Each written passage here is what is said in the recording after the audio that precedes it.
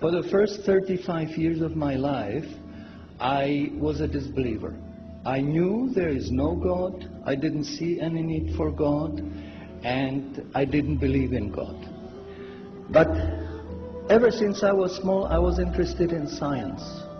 And as my knowledge of science grew, 25 years ago, in basically a flash, I came to the conclusion that the universe is so perfectly made and everything so perfectly matches together that there must be God. So in 1 second I went from certainty there is no God to certainty there must be God and only one God. So I accepted there is God. I said, Ashhadu alla ilaha illallah. But I was not looking for a religion. I thought all religions are wrong.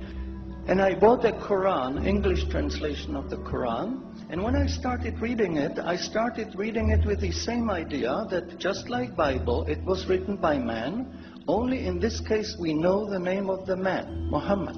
And then when I was maybe about 1/3 in Quran, I remember telling my wife, you know, this Muhammad, he must have been a very smart, very intelligent man, because this book is very clear, very logical, very easy to follow, and there are no contradictions.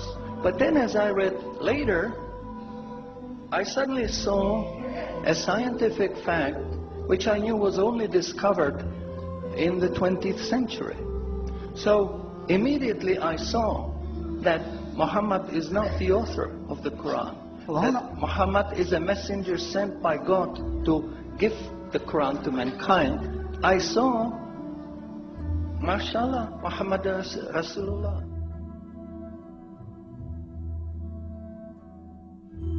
That was the greatest blessing of my life. I have wonderful family, I have wonderful children, wife, everything, but the greatest blessing was that God showed me His guidance.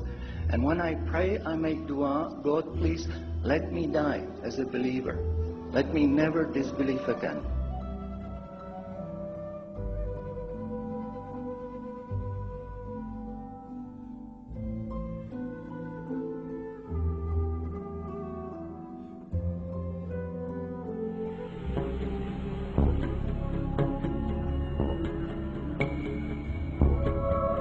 In every age, people have always wondered how this seamless universe originated, where it leads to, how the laws maintaining its order and balance work. For centuries, scientists and thinkers have made numerous researches on this issue and produced quite a few theories. The prevailing thought of the 19th century was that the universe was a collection of matter infinite in size that existed since eternity and that would continue to exist forever. Laying the groundwork for the materialist philosophy, this view denied the existence of a creator, while it maintained that the universe had neither a beginning nor an end. However, an American astronomer by the name of Edwin Hubble made one of the greatest discoveries in the history of astronomy. While he observed the stars with a giant telescope, he found out that they emitted a reddish light depending on their distance. This meant that the stars were moving away from us. Because, according to the recognized rules of physics, the spectra of light beams traveling towards the point of observation tends towards violet, while the spectra of light beams moving away from the point of observation tend toward red. During Hubble's observations, the light from stars was discovered to tend towards red. This meant that they were constantly moving away from us. Before long, Hubble made another very important discovery. Stars and galaxies moved away not only from us, but also from one another. The only conclusion that could be derived from a universe where everything moves away from everything else is that the universe constantly expands. The expansion of the universe implied that if it could travel backwards in time, the universe would prove to have originated from a single point. The universe had come about by the explosion of this single point with zero volume. This great explosion was named the Big Bang.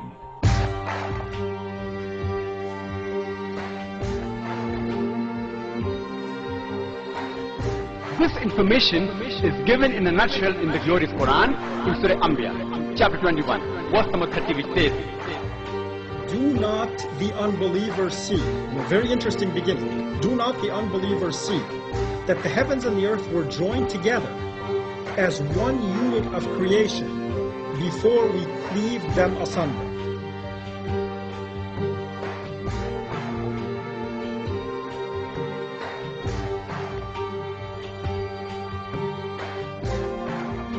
Imagine, this information which we came to know recently, the Quran mentioned 1400 years ago.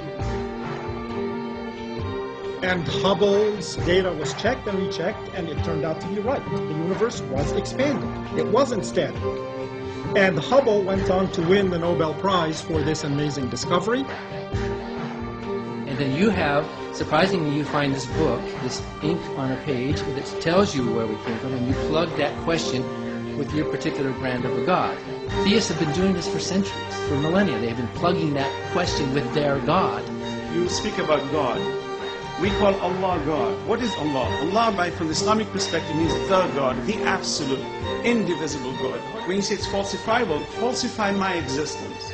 I challenge that. Tell me that I don't exist. Because the minute you discuss your existence and my existence, you and I have to go back and question the integrity of where you come from. The expansion of the universe implied that if it could travel backwards in time, the universe would prove to have originated from a single point. The only conclusion that could be derived from a universe where everything moves away from everything else is that the universe constantly expands.